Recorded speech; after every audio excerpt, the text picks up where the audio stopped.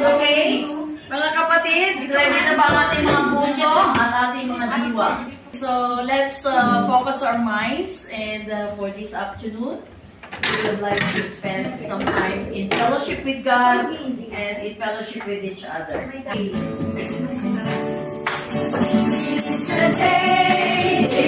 the day that